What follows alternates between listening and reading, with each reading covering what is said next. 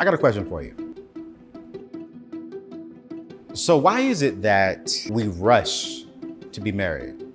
Because everyone's talking about, hey, go get you a man, go get you a woman, chase the ring, but you ain't chased your own life. You know, here's the funny thing. You know, as I'm traveling around the world and I'm on TV from Tamron Hall to Fox and Friends to the Rachel Ray shows, one of the most common questions I have been asked is, Anthony, how did you build your success? And it's simple. I didn't focus on getting into a relationship. I maximized my single season. And that is why I created this course. We're gonna walk through 8 pillars on how to maximize your single season and really tap into that potential that's on the inside of you that you really haven't brought out. There's some assignments, there's some constructive thinking that you're gonna have to really put into place so that way you can start building your life. Because when we have ownership, we have freedom. When we have freedom, it creates different opportunities. When we have opportunities, there's so much you can do with your future family. But it starts right now. You own your mind. You own your thoughts. God has given you something, go do it.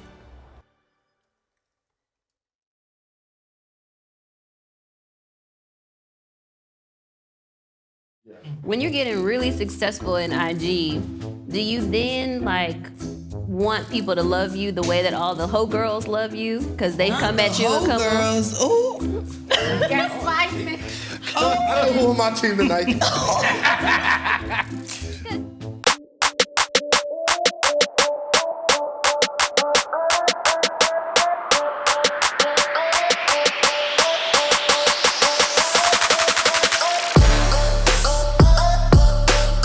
My name is Deanna Clark. I am 36 years old. I'm from Memphis, Tennessee, and I am a uniform designer for majorette teams, and I also sing in a corporate party band. I'm Jaleel Harris. I am 27 years old. I live in Houston, Texas, and I am a strength and conditioning coach. My name is Demi. I'm 28 years old from Astoria, Queens in New York. My background is Greek and Albanian, and right now I work in marketing, running marketing campaigns for a technology company. Hey, I'm Parth. I'm 23. I live in San Francisco, California, and I work in tech.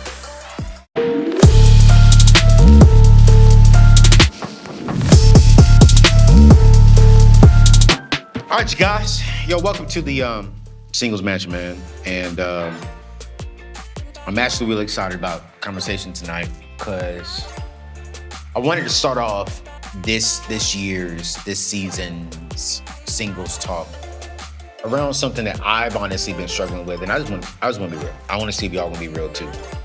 But all of us at this table are single, right? Okay, right. I'm just making sure. Okay. Would you all say that you are happy being single? Yes. Yes. Yeah. Yeah. It's a strong yes. It's a strong yes. My name is Desiree. I am 25 years old, originally from Jacksonville, Florida, currently residing in Orlando, Florida. And I currently work in rental replacement and insurance while branding myself on the side. I have seasons. There's times where I'm frustrated with it, and then there's times where I'm excited that I'm single. So for me, it's season. Hey guys, my name is Terry Gioma. I am 37 years old. I'm from Dallas, Texas originally, and I am a day and swing trader in the stock market, and I also teach people how to trade with a course called Trade and Travel. You know, if we're honest, I think the yes for all of us is because of the fact that we get a chance to kind of be ourselves. And I think with anything, there's pros and cons, right? For most singles, the con is that you kind of get to do what you want to do, when you want to do it, without necessarily being accountable to a person and considering a person. And I want to be careful because I don't want anybody to think that we should not be considerate of others, but you just get a chance to go. And there's not much of a responsibility there to be accountable to anyone or consider. And sometimes, honestly, it's a great feeling, right? But then I think we all are agreeing that the struggle becomes that loneliness sets in, right? Companion, intimacy, it sets in and it becomes a difficult thing. All right, on your cue, just go. Hey, I'm Dwayne Williams Jr. I am 33 years old from Baltimore, Maryland, and I am a local government employee. Okay. I think you can be lonely and happy though. Yeah. I'm sorry. Yeah, I think they're two totally different things. She said, I'm sorry. Sorry. Mutually Right. exclusive. Right, they're not. I want to hear that. No, really. Because like Deanna said earlier, you know, you can actually be happy and alone and single and lonely and all of those things and not be unhappy that you're single. Right? There have been moments, you know, that I have been lonely, but I'm so happy about it. I mean, I'm happy. Ultimately, right? Loneliness leaves after when you the next morning when I leave the house. I'm still happy. You know what I'm saying? I was lonely last night. I'm happy this morning. I'm Jeremy Wright. I'm from Fayetteville, North Carolina. I'm 50 years old. And I am the executive director of a nonprofit in Fayetteville. And I'm also developing a brand that I'm wearing right now, Brother Strong. Okay, so for me, I was married for 8 years. So now experiencing being single, I realized that I'm happy alone versus being in a relationship and miserable. So I would choose that any day over being with somebody just to have somebody to lay next to. Because here's the thing, because you can be lonely with somebody. Yeah. Hello. Deanna has definitely had, like, I think one of the harder lives in terms of, like, went through a divorce, and she's super reflective in what she brings to the table. But she's never, like, she's also, like, extremely vulnerable. I'm surprised of how much she talks about her marriage, even though it's clearly, like, there's some trauma there, just how open she is to talk about that. So it's, like, it's really cool to see someone who's that, like, emotionally mature. That's what I That hear was a my lot, too. life. Like, you can be married and still Hello. alone. Right. Real sick. How you know you never been married? But she's been in a relationship before. It must have felt like marriage. It did. I was 19 years old. That's Did y'all live ridiculous. together? We sure did at 19 years old. You was living together? Well, we need to talk about that offline. That's my little sister right there. We need to talk about that offline. Started very young. I don't know, man. I still battle with that, though, you know? Like, can I be content and happy? Some days I think I have more happiness, more non-happy days than happy days. I don't know. I think I'm at a season of my life to where I desire a partner. And there's nothing wrong with that, though. But the thing is, you have to be happy with you first before you can be happy with somebody else. And that's something that I experienced. Like, I was depressed while being married, and I wasn't happy. Like, and I had somebody to be with. And I'm not saying that he was the cause of that depression, but I wasn't happy with myself to where I could be that woman that, you know, could do all those things for my partner and for my children and so forth. So I think now that's very important. I work on, like, my self-care and self-love and all those different things. So when I do meet somebody that I desire to be with, that I don't have to depend on them to make me happy. I'm already happy, and hopefully they will be in that same space and we'll be even happier than what we were apart. So my experiences with dealing with depression and anxiety, I wanted to share that because so many people are going through that right now and they're afraid to speak on it. Specifically within the Black community, it's like we sweep everything under the rug. And I believe that the only way you get better is by admitting that there's an issue first and then looking to methods to help solve that issue. So I wanted to be as transparent as possible because sometimes in conversations you feel like people have this perfect life and that's not the case. Like, we tend to show everybody only what we want them to see, like on social media. And I feel like this would be a great opportunity to be real and raw because a lot of people are going through those same real, raw experiences. And if not, they gotta peace out. Yeah. They got to peace out. Hit the road.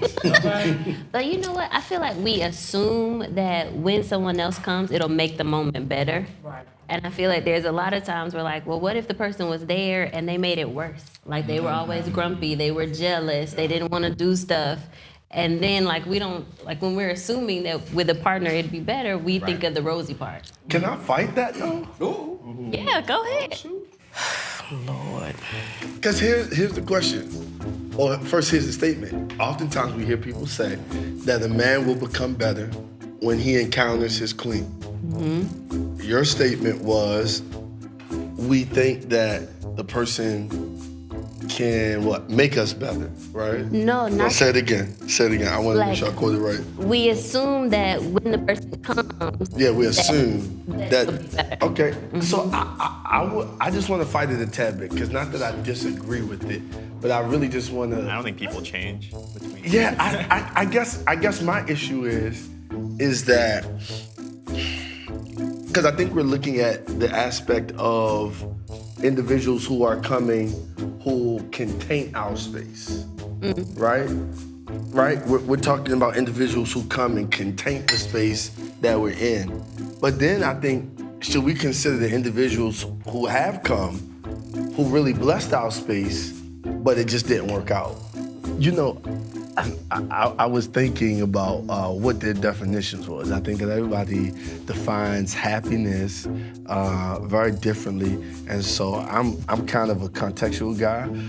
I kind of define about what the dictionary says, and then figure out how do we implement that into our human perspective. So I was just trying to figure out, like, hey, how are you guys really defining this, or is it defined by kind of the way you feel or by actual definition? Well, I don't know if that's the same thing. Come on, I would love to hear this. I mean, because I would have to suggest that, right? That in your logic, you would have to say that the person that you meet, or each person that you meet who made you happy or had happy moments with, was the right person. And that doesn't suggest that. No, I'm not Not suggesting. what she said. No, I'm not suggesting that. Did it sound like I was suggesting that? A tad bit? A little bit. Okay, well, hopefully, let me go back and try to put some Band-Aids on this. Okay? My first impression is Dwayne. This guy talks a lot. He is loud. He definitely has a lot of opinions. I think it's too many opinions sometimes. I feel like, yeah, sometimes like Anthony will ask a question, but I don't feel like we actually, and then Dwayne would just twist that into a statement he just wanted to make, but I don't actually really, he's not really answering the question. I don't think he talked a lot more than I learned about him. I don't want to suggest that every person that we met that we were happy with was the right person. But what I am suggesting is, I'm gonna use one of your words. You said assumption, so let me use maybe. Maybe they could have been the right person. But if we're talking about us being the key component to our own happiness, maybe it was us that could have necessarily driven them away. This is true, but I think it's a different point than my point. Because my point is more like, I'm thinking about my friend just closed on a house. Yeah. And she did it by herself. Yes. And so it made her feel a little some kind of way, like, dang, I have to go do this by myself. I can't share this moment with somebody. And like this is like one of my happiest days and I don't have somebody with me. Like sometimes we just assume that this moment would be so much better if somebody was with me. And honestly, that's my hope. Like I would hope that it would be. And to your point earlier of like wanting a partner, I hope that like, I get your point. This person would make it better. But it's kind of hard to judge that. So I guess that's why you say assume. During the conversation, Dwayne had a counter advice or a counter suggestion to what we talked about in terms of like, what if you get somebody and you just aren't happy with that someone? Like you think that you're gonna have a great situation and then the person comes along and it makes the situation worse. And he was kind of like, well, we all think that it's gonna be positive, so why not just think on the positive side? And I get that. Like, of course we all want the the happily ever after. But like, what if it doesn't happen? Like Deanna's situation, she was in a marriage and she wasn't happy. So I think we need to just be more realistic sometimes. Like the hope is for ice creams and cake, but we might get, I don't know, I like broccoli, so I can't say broccoli. Grass, salt, dirt, I don't know. It's kind of hard to judge that, because it could be. That moment could be better, but it could be worse. But it could be worse. Right. So then we gotta be just To happy me, with the fact that we do media it by though. ourselves. Like that's Holly. Like that's like that picture perfect view. You know what I'm saying? We're Like, assuming everything would be better with an amazing person. Right. Like that's Is that the right assumption? Right. That's the right assumption. I don't know if it's a bad assumption.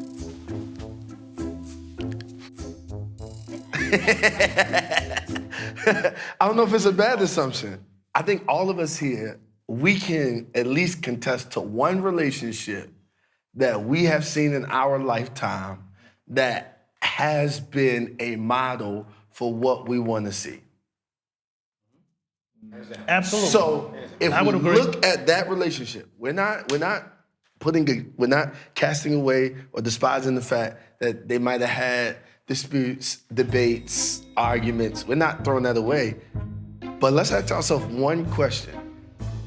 Could it possibly be that those moments might be better with someone predicated upon the relationship that we saw that actually worked? no, because what if you? Wow, he is loud.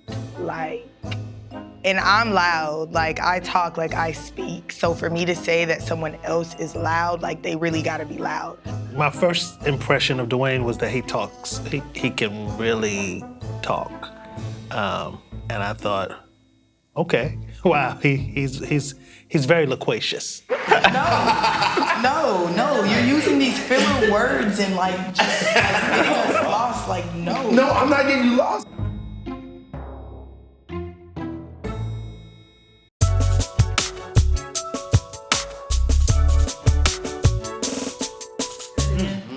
If we say that we're happy being single, okay, what is the fear of being alone? Who got a fear though? I'm asking. I've had fear of being alone, but it's based more on societal pressures Thank you for saying and the that. expectations of, especially as a woman, and it's specifically as a black woman, if you're not married by a certain age and have accomplished a certain amount of things, then basically it's something wrong with you. You on the bench. Yeah, you know, and then for me, having been married and now going through divorce with 2 children, people tell me all the time, well, your value has gone down because you've already been married and you have 2 children at this point. So there is a certain level of fear that did I make the right decision when I left that relationship that I was unhappy in? Could I have tried a little bit more to make it work or settle just to have somebody? No, you sure couldn't have. You know? I definitely think it's a societal perspective that in order to be happy, you have to be in a relationship. But there's also some truth to that because, you know, people do long for, like I said last night, consistent companionship, consistency with a significant other, not someone who's in and out of their life on many occasions. So I definitely understand that assignment, and I think it's very true. I just think when it happens depends on the person and their situation. No, you sure couldn't have. But we just said those are earlier though real that thoughts, there's though. nothing wrong with settling though. No, it's not that there is something Yeah, wrong. to a certain. My stock went up. She was gonna settle. Happy. That her settling was a totally different settling than I think Settling. she was saying. Yeah, but it's circumstantial. Like she was saying settling for the sake Circumstantial of. settlement. I love it. Yeah, like let's be real. Like we were talking about if she got to the point where like she was creeping up there and she didn't lose it yet, you know. And we're talking about being maybe mentally, verbally, physically, you know, you don't know what was going on within that home. So like I think that's two different settings. Were you talking about where one can be more toxic than the other? Well, nah, It was a variety of things, and I will say that I did help contribute to the relationship not working. So I'm not gonna pretend. Say it again. I want to read it. I said I did help contribute to the relationship not working. And I just wanted to say, I appreciate a woman saying that because most ladies will not admit They will not they admit played a role. Look, You know what I'm saying? Look, Into the relationship not working. look. Yeah, you see Terry like, and Desiree over here like. Look. So looking back on my experiences with dealing with my own shortcomings, I realized that I'm not perfect and I shouldn't expect myself to be perfect. And admitting that I have shortcomings will allow me to try and work on those shortcomings so that I can improve for my next relationship. A lot of times we tend to blame the other person for, you know, everything that happens.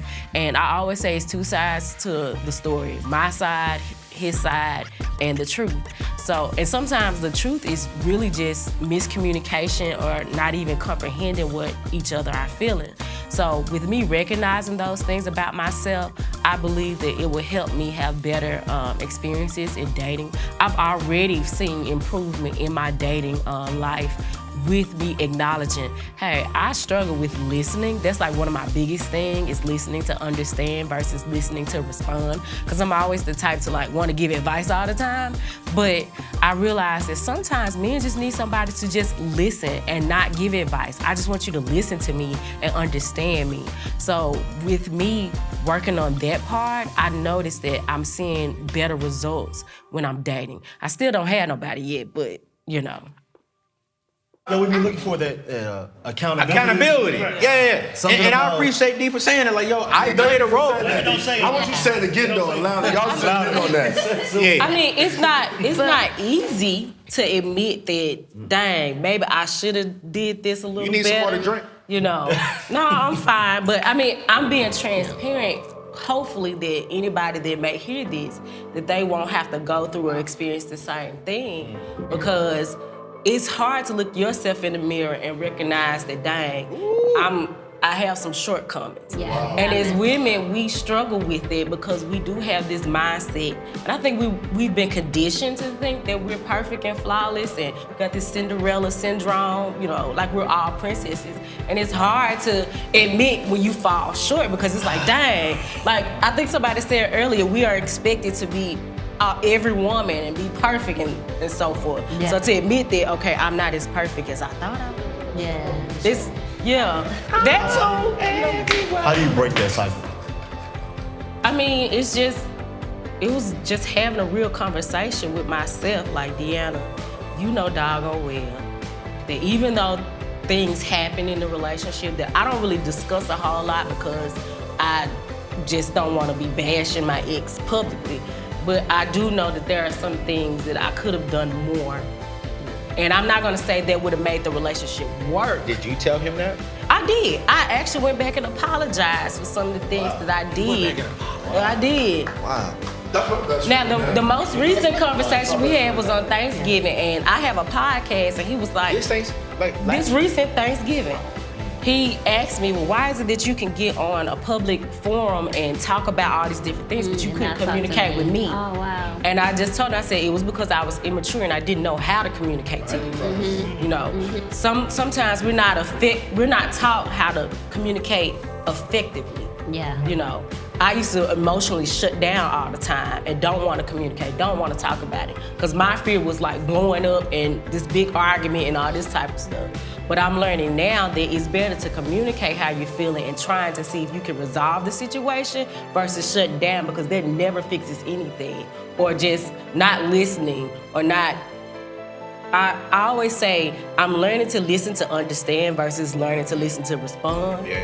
And that has helped me a whole lot now in dating. Now, I still make some dumb mistakes, you know, down the road, but I've gotten better results. And I did have to apologize to him. And it was tough because there were things that he said and did to me that were very hurtful. But I realized that me apologizing to him, hopefully that will let him know my intent wasn't to hurt you or for our relationship to end this way, because I once did love you and I considered you my friend at one point in my life. But I feel like in order for me to be better and for me to move forward and for me to have what I want, I have to recognize the faults that I have and try to fix those things. Wow, have I ever had a woman apologize to me? I actually have, but not in the present context of the relationship. It was after the relationship was over.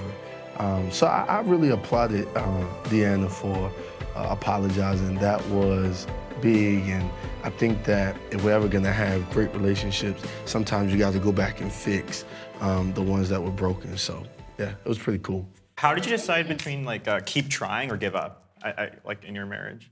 That was a good question. I stayed as long as I could, and I felt like I did everything I could up until that point. Like I probably didn't have the capacity. Like now, looking back, maybe if I had the mindset that I have now, maybe I would have been able to, stick around a little longer. But I didn't have the capacity at the time. Hold on. But that doesn't mean that he would have changed. No. Right. I know. You can't Because it takes two people to make it work. But it's still a destination. You can change. I just wanted to draw that point back. She said it. But I can't take this road alone, though. I can't make go the back to sipping on relationship this work by sand. myself. It takes two people that are willing to make the relationship work, willing to recognize their shortcomings and fault, and trying to, let's see if we can fix this first. I don't think he was as willing to work on it, And I can't speak for him. Yeah, I was about to say you can't speak for him. But I'm just judging by what I seen and what I experienced. So I can only tell my side. I can't tell his side. Right. And you can't change him. So the thing is, you can at least figure out what you did and your part of it, and then let it go. I've had to do that. So you make it better for you. Right. It could have been a better situation for him, but it will be better for you next time. Right. That leads to another question, though, because she asked a good question. I'm over here just listening and thinking, right? But I think all of us hate this question when we're asked. It annoys the heck out of me. But I remember the last time I was asked this question, I honestly answered it, and my answer shook the person who asked me. But have y'all ever really asked yourself, why are you single? Yeah. You know what I'm saying? Yeah. It's like, and when my therapist asked me that, I started just talking about other people. And she asked me again, I started talking about other people. And she asked me again. And I was like, yo, because of me. Yeah. Like, my mom told me this one day. She's like, you're the common denominator in all of your relationships. Like, she said, I'm not saying you're the fault, as in the main fault, but it's like, why? Like, why? Because she just said, hey, I don't know if the relationship would have worked, but I do know I screwed up. Yeah. I'm curious around this table, without blaming someone else, what do you think, what are some things that we should be looking at ourselves as single people when we get into the next relationship? I'll tell you straight up, immaturity. Wow. For me, that was one of my biggest way downs, right? Immaturity leads to improper viewpoints. And so here's the truth. Intelligent, I am. Tall, I am. No, I'm just joking. But immaturity, right there. Immaturity, right there. See, I just proved the point. I just proved it. No, immaturity, because here's the reality. As a man who does believe in the Bible, as much as I do, one of the things that caught me one day, Ayo, and everyone sitting at this table, was if you're ever going to be a great husband, the Bible never puts a limit on your love for your wife. And so oftentimes we get into relationships and we love people predicated upon the response that they give us. But love is not predicated upon the response that they give us. Love is solely predicated upon what you do. And so even if their response is not the best to us, it's still our job to love them outside of Just take it. He said, love thy neighbor as thyself. That's the first step. Then he comes and says, husbands, love your wife like Christ loves the church. There is never a limit on that love. In our humanity, we put a limit on it because our feelings get involved. And so for me, immaturity was it, because had I looked at love like I look at it now, it probably would have been a different story. But you also are saying husbands, and I think in the dating world, like some stuff with the love, disrespect be disrespect. It ain't finna be I love, like we're dating, so I don't really have any commitment to be like. And I totally get that, but I think there is an avenue. So let's back up and go, love thy neighbor then. In dating, if we keep that as a fundamental foundation, I think it doesn't mean intake stuff and not respond properly. But when I say love, I mean responding properly, right? Because let's be honest, right? My Bible tells me don't do eye for eye, tooth for tooth. So the reality of it is I may not be able to stay here. I may have to exit because your disrespect is too much, right? Your immaturity is too much. But I don't have to respond the same way that they gave it to me just because I want to respond that way because I'm in my feelings. Yeah. And so that's what I'm talking about. Yeah. So I don't want to sound like I'm like coming against everything you say. But you are. But you are. Yeah. No. But here's the thing. The reality to this and the examples that you use is that there is an example for your love, although there isn't a limit on it. Because the substratum of the statement is you. Substratum. The basis or the foundation. It's big word. It's here.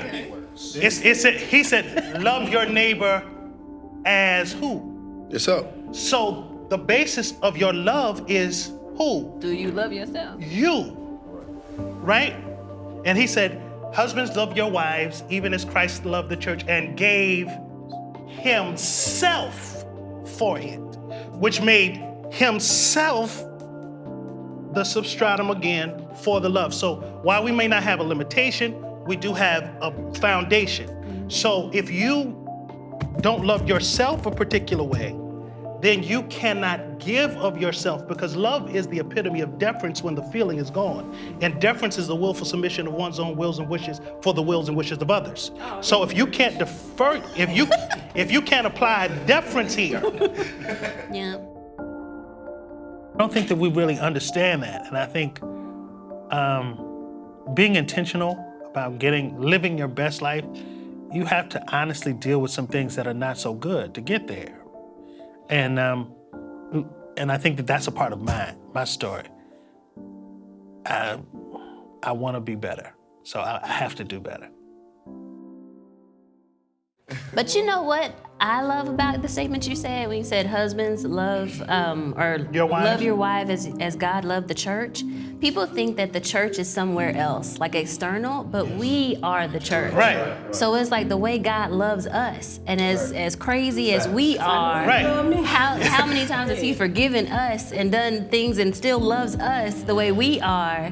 Can a husband love his wife that way? Can a wife love her husband that way? Because it does continue to say wives do the same, you know? So both should be Even loving. if we don't do that, like she said in dating, can we just love our neighbor? Like, and once again, the hashtag to that is, I don't have to stay for disrespect, but I don't have to disrespect back, right? And I think that is the key component here, and that's why I'm just saying, for me, immaturity, because I think for sometimes when you are great men, not just because your IG tells you or your Facebook tells you or the numbers tell you, but when you're a great man, like you really got destiny and purpose, and you really got drive and passion, sometimes we can get engulfed in our success, that our love becomes how we want her to respond to us, but there's never a response back to her. Can I also ask a random question? Yeah. When you're getting really successful in IG, do you then want people to love you the way that all the hoe girls love you? Because they come at you a couple. Girls, ooh. That's spicy. Oh, on my team tonight.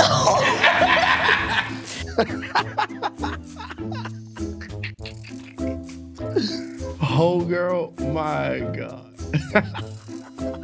Can I laugh? Cause listen. It's just funny the way she said it. Whole girl. Cause you know you got whole girls? Well, you got all the girls that like just come in your DMs and try to want to get with you and just try to get with you. But what's wrong with a girl signing in the DM? Why is that a whole girl? No, okay, y'all know what I'm talking about. Break that down. Break that down, T. There we go. So because a woman comes into my DM, she a thought? I don't understand how you can't tell if someone's a hoe girl. I feel like it's so obvious. Like it takes us a while to get something. Like, really? I feel like it's very obvious from like looking at an Instagram or like looking at the first message, like the kind of person someone is. Like, I refuse to believe they're that oblivious. No, a certain type of one. No, but Certain type. Y'all need to break this down. Break it down. Yes, sorry. So first of all, I don't know what the difference is between a hoe girl, a thought, a success climber, gold digger. First of all, I don't know. I don't know the right term, but I know when Dwayne said that like he feels like he's coming into, a higher level of followers, the first thing that came to my mind was, okay, you have more followers and more girls, thirsty women in your inbox trying to come at you. So how are you gonna find the good ones if you have all these other thirsty girls just, in the way? And I got it.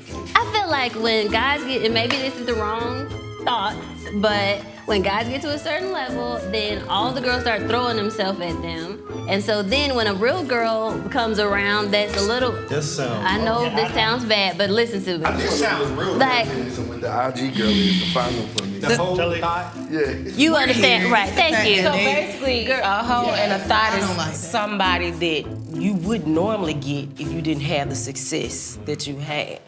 Yikes, that sounds dangerous. Yeah, I wouldn't want her. She's a hoe. But But you know, a lot of men, because I don't think that's a thought. and she's willing to do that with any and everybody simply because they may have money and status. Okay. yeah. So a status hoe. Yeah, we may not call her a thought, but she a bird. Let me go ahead. yeah. Yeah, I'm curious now. She won't be a thought, but we Go go. ahead, finish it. Go ahead. Go ahead. Let me get some water for this. Just call her a status woman now. Just call her a status. Status climber, maybe? Or a bird, Because she's trying I to say climb the thought. ladder. Wow. Like, she's a bird, okay.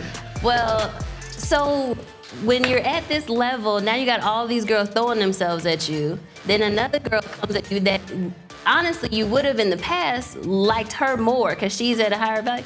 Like, but now she doesn't talk to you the way the thoughts come at you. She's not as easy. She's not as. So how do you actually respond to that?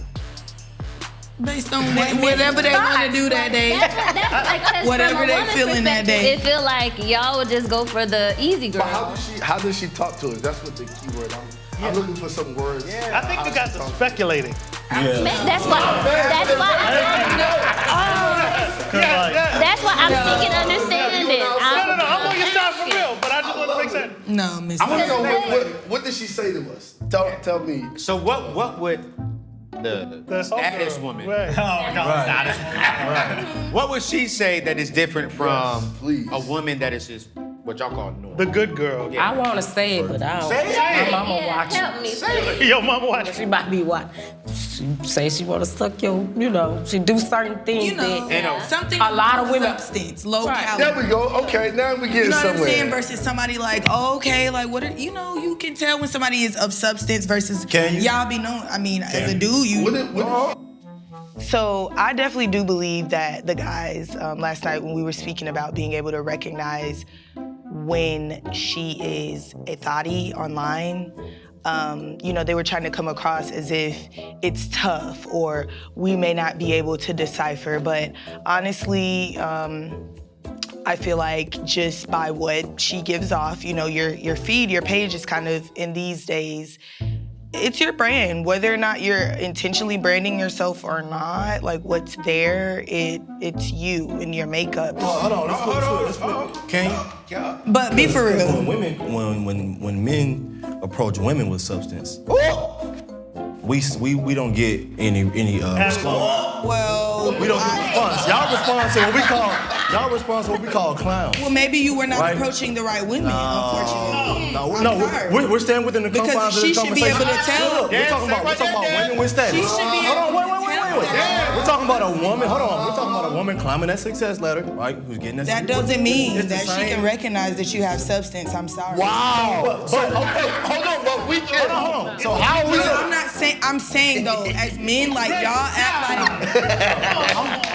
From a little age, y'all act like, you know, when it comes to women, like y'all know, like, yeah, she, you know, mommy, she like me, going up into adulthood. So you mean to tell me that you guys can't distinguish between somebody who, oh yeah, like she's trying to get at me versus Women are so indirect. Don't get me started on that one. Typically, when women are interested in men, it is hard to identify that initially up front. Because women are so indirect, you know, most times when men are interested in a woman, you kind of, at least from a male perspective, you can tell what his intentions are toward that particular woman. But oftentimes, you know, like I said, a woman can speak to me every day and simply say hi, and she's highly interested, but I don't know that because nothing further is ever said. So we just need women to be a little bit more direct so we can understand in what direction should we take our approach or that situation. We're indirect. I'm not gonna lie, we can be a little manipulative. You guys don't know, like as Are you ever that direct? But the thoughts are, I do Me say Me personally. Yeah, you asked yourself 3 times. You personally. Yeah, you personally. That's what we want to know. You personally. You asked yourself 3 times. All right, me personally. That's 4. No. I'm waiting on the note to come back. Right. One more time. Say it again. Me personally. No. Me personally, Number I'm 5. I'm not that direct. Thank you. Okay? But I am speaking for the ones who may be. Because that is another case. Very. But how can you? So if we're required to recognize that you guys You're not required. Okay. Don't do that. I'm just saying that as men, I feel like you guys, you know. So women don't know? That's the biggest misconception. Yeah. Men do not know. We take a stab at it and we take the biggest guess in the world and hope that we land. But you know why we know? Because we keep listening to men who say, I knew that she was my wife in 3 months. Right. Now, let me go ahead Yeah. and record, because I know y'all watching at home. Hold on. Let me go ahead. Let me go ahead. your Let me question. go ahead and strut this. Let me go ahead and strut this. They knew because of where they might have been or what was going on in their life. But every man doesn't know. I'm not a genie in the bottle, right? I'm someone who thinks through practicality. And let's be honest, even those men that knew, they probably was really taking a great guess at it with the hopes that it would turn out in the right way. Because if it failed, guess what? They would have been eating those words. How many people have said, oh my God, I'm gonna marry her, and it didn't happen? Because the reality of it is people have to make things work. So when we step into stuff talking about, I knew, and I know somewhere somebody with a Pentecostal experience is like, yeah, I knew. But the reality of it is Why I gotta be like that though? you know what I mean? Yeah, I mean, the reality of it is I'm glad you knew, and that's great, and that's the experience God took you on, but that's not everybody's experience, but it doesn't mean you can't have great longevity. So you don't have an inkling when one type of female approaches you versus another? Like I think through conversation you do. I think at a point in conversation, I agree. And not at the initial The stage. biggest thing when it comes to men interpreting that, like you said, it takes a bit longer. It takes more in-depth conversation, more interaction before we can kind of figure out. Which that's all she was at. That's all she was at. But not at the initial state, right? Initially, Yeah, not just off of hey, what's up? No, women know on average what a man's intentions are at the point that he greets you, whatever he says, before men do. Before a man knows a woman's intentions. A woman can say hey to me every day and I still won't know she's interested. Absolutely. Let's go. Absolutely. Let's go a step further, Ayo. Let's go. I've met people who wanted to make shift. Women wanted to make shift for the stuff that I do with boys, but really their intent wasn't for the mentorship program for their sons, nephews, and stuff like that. The intent was to get close to Dwayne Williams Jr., all right? I'm assuming that's you. That's me, yeah, that's me. And so the reality of it is I'm gonna have to agree with him and say you guys may know more than we may know, because let's really be honest. I don't think half of it. Yeah, I was about to say I that. just gave y'all that for the fellas. Like, how can you say like, oh, we it's vague? I'm gonna for tell us, you, but I think I know why. No, because we might have to have some conversations. way more. I actually believe that sometimes men don't know, only because they are not approached as often, and sometimes you don't know a person's intentions when they first approach you. However, I believe that those specific men we were talking to know, because they seem to be very successful men. They seem to have dated a lot, and they know. You know, it's a certain type of energy that a woman can give you that lets you know, hey, I'm ready for whatever. So I think they were just trying to, ruffle our feathers a little bit, but hey, it is what it is. Y'all preach that a lot more than we do. Y'all always say y'all know men. Y'all screaming from here to the mountaintop. If you don't know, your girlfriend know, because she's telling you. Yes, but it's the same way of what you just said. There has to be a little bit of verbiage, like some conversation going on. It's not just off of a, hey, what's up, that you look at the profile and be like, oh yeah, he on this. Like, you gotta, the same way you just said. Well, I think it started with Terry saying that, we are men. We are more open to the thought, whatever, and not a woman. Right? That's where it started. But at the same time, if we were to turn this, you as women, after you've reached a certain level on your IG or whatever else the case may be, you're not going to receive or even look. You'll look and see a guy has a certain amount of followers. I'm not gonna do this, right? I'm not gonna even do this. But why is that gender? Why can't that be the same for males? I'm saying that's both ways. She's the one who said it. So I'm saying that I don't think it's just for us. It's the same thing applies to you as women, because you are status hungry when it comes to the app. If you've reached that level, we might be clear the table, but you're not going to look at. Listen, I'm not an IG guy. Like I told you guys know I got 6. Like outside of it, but if you look and you see on IG, I got 1,600 followers. You got 100,000, and I say, hey, listen, how you doing? Yeah, how you doing today? I will not get a response. No, it's not about. NBA players respond to people, NFL, NBA players respond to people, quote unquote, and I'm not being, crazy. I'm just saying, quote unquote, people beneath them. But oftentimes women do not respond to them. How do you know that? It's just an assumption. It's an assumption. No. So you mean to tell me, like, some of these, what you saying? No. Most of the women that most of them have married have not been, oh my God, they was popping with. But you're talking about a man, right? A man. That's what I'm saying. The man will go with the girl down here who was a status climber. And then the woman she gotta be a status maybe she's not a status climber. Maybe she make us feel like a king. Right. Well, and that was the question I was asking. Why do you all go more with the status climbers versus the other people? But then you're saying because they make you feel like she may not even be a status climber. She just may be willing to do certain things and that. Like I said, it's getting my cousin. Or she may be a wonderful woman who does not have the same income, or she doesn't. Right, she sees my value. She may be a wonderful woman who you want, who you love, So who's matching you. So here's the question. Here's the question. Why does she have to be that? Have you ever been passed up by a woman because you were not a certain kind? Or were you, because you weren't on a certain level? Absolutely. Have you? Absolutely. Have you? I'll take it even a step further.